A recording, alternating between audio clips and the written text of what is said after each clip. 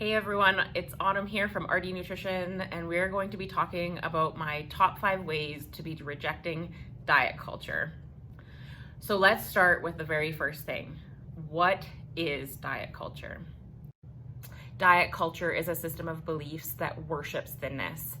It promotes weight loss as a means to attain a higher status within our culture. It demonizes certain ways of eating while elevates others.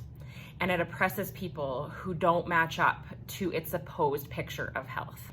Being influenced by diet culture does not mean that you have to be on a diet. It means that diet culture is actively around us every single day. We can see it in kids' movies, kids' commercials, all the way up through magazines that we read, in books that we read, in TV shows that we watch.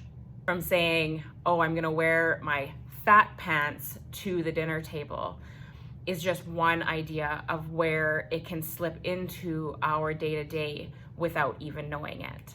Not only does diet culture impact us as females, males, adults, but the way that we think and the way that we talk around our children promotes the idea of diet culture within their little minds. The idea that we can be influencing another generation of children to be so hyper-focused in on what weight means is scary. And this is the reason why this video is so important for us. Let's start learning how we can reject diet culture in our own day-to-day so that our children don't grow up thinking the same things. So my first tip, I want you to go onto all of your social platforms and I want you to stop following all of the people that promote diets or make you feel as an individual bad in the body that you're living in. Number 2, I want you to start setting boundaries with your family and friends.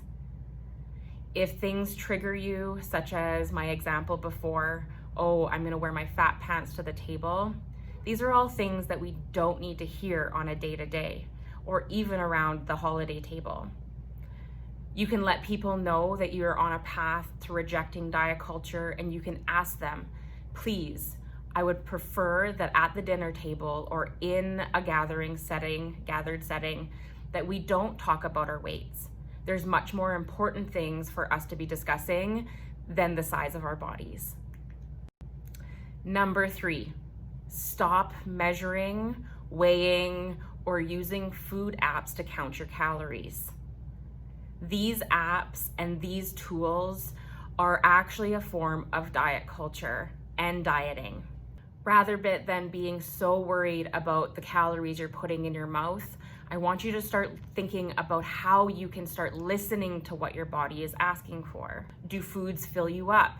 Is eating an apple enough? Could you eat more? And are we being mindful of some of the choices that we're making? Number 4, there is no such thing as a good or bad food. They do not make us morally good or bad people. I am sure that you've heard this on a day-to-day.